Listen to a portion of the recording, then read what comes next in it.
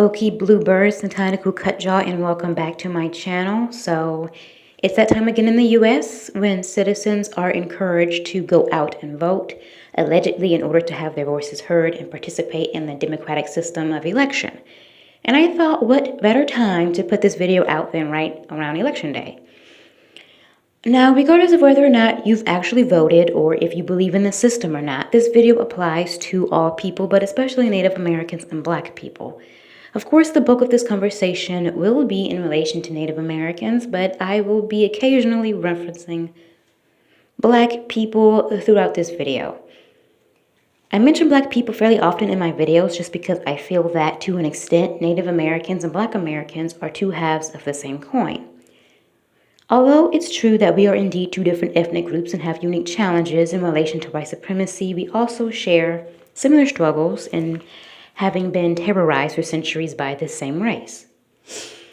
I won't be including any other ethnic groups during this discussion for self-explanatory reasons. Native Americans and Black people are essentially the bedrock of America, despite the country itself being ran according to Anglo-Saxon systemics.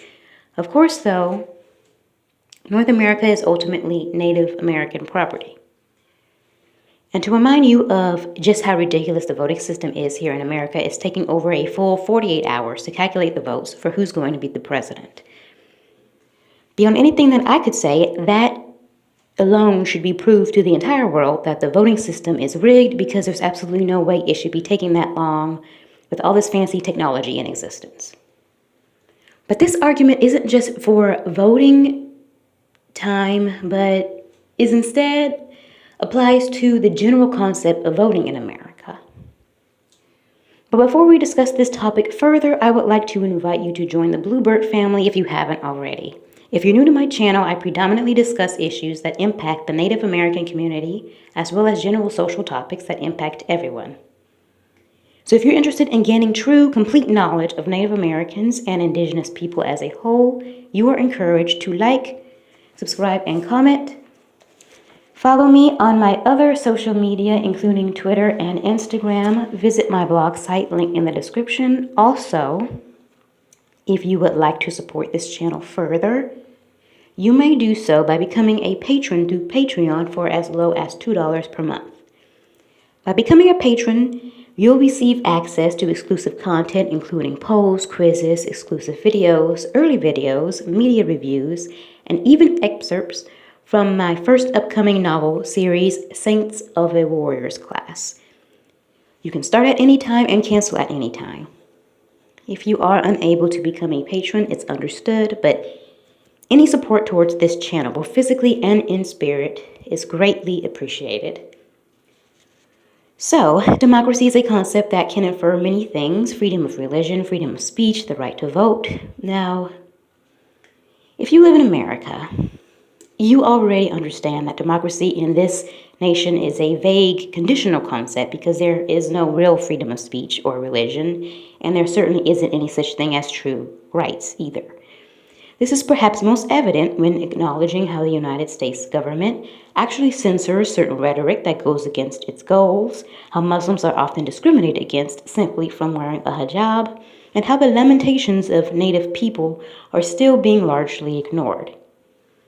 Specifically in relation to voting, the system does not and has never made a real difference in the world, or at least not in American society. Now, a lot of people are going to challenge me and say, no, the United States government has excelled at making public opinion matter, but from a completely objective perspective, has it so? Voting only matters when the system wants it to matter. For example, Native Americans have been petitioning the government for years to reestablish this country under Native sovereignty, but guess what?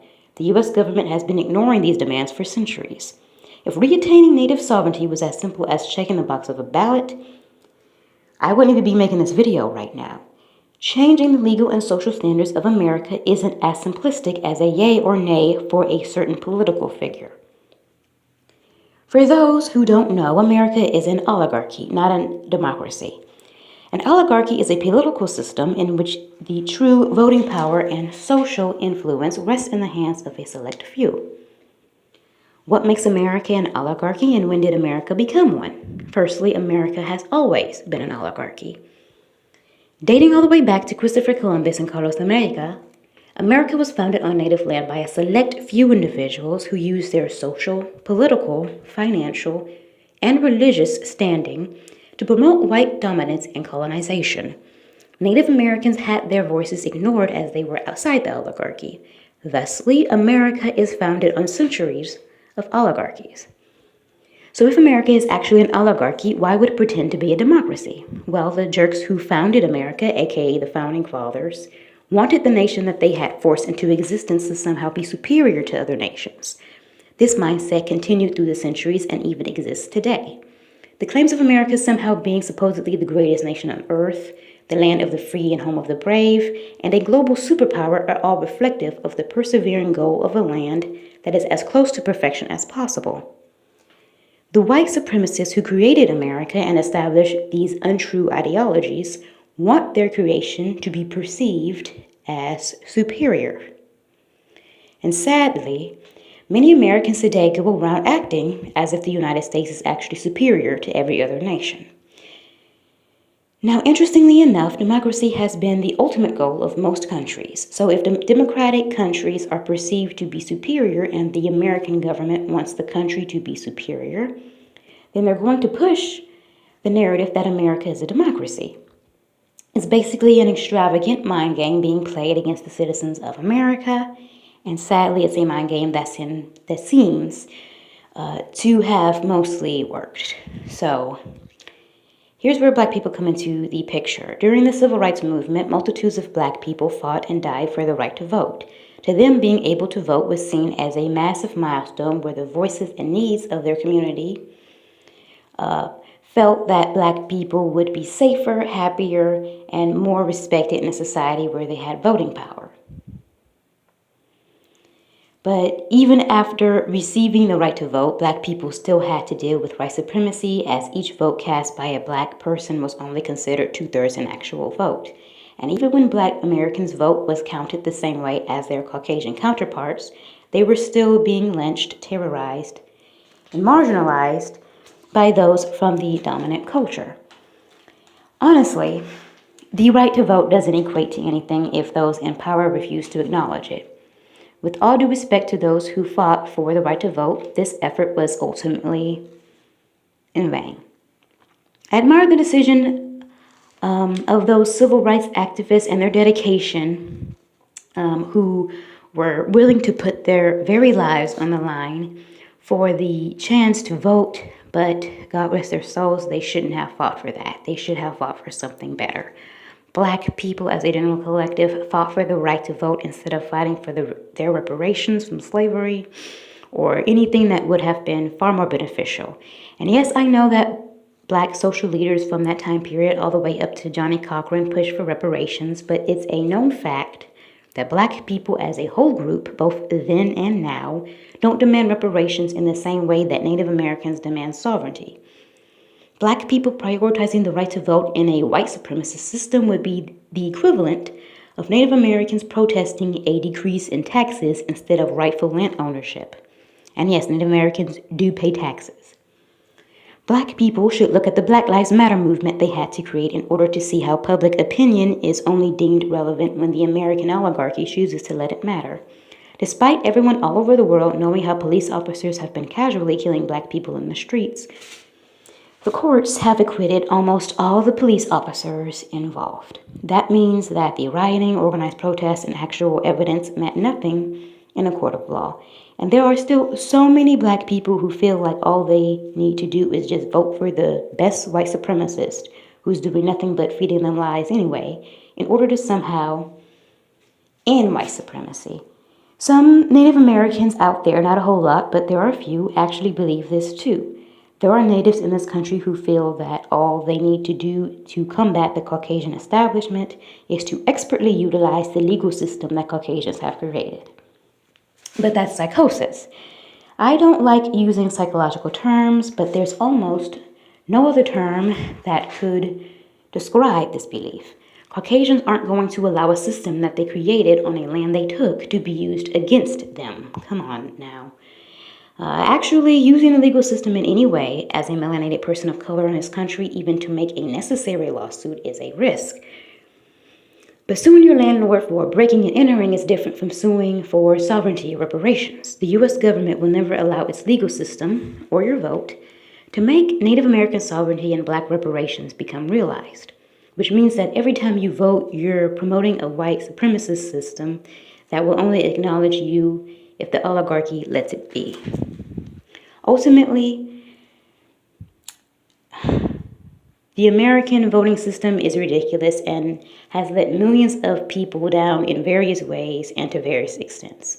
You almost want to believe that it's not true, but it is in fact the truth. You have to remember that America entered into a partnership with another country to fund the creation of an international, initially airborne disease. You are kidding yourself if you believe that any nation who cares so little about the lives and well-being of their citizens, and which has always lacked basic human decency, actually cares about your opinion. Again, sometimes it does, but usually it doesn't, and I'm saying this from the perspective of a Native American. I'll admit this. I didn't vote this election because why? Both candidates for president are racist, arrogant, old white men who were born rich with silver spoons in their mouths. And honestly, I have no intention of voting ever again in any American election, to be honest. But they don't care about Native Americans. They don't care about me. Regardless of who gets the position, the situation for natives will either remain the same or get worse.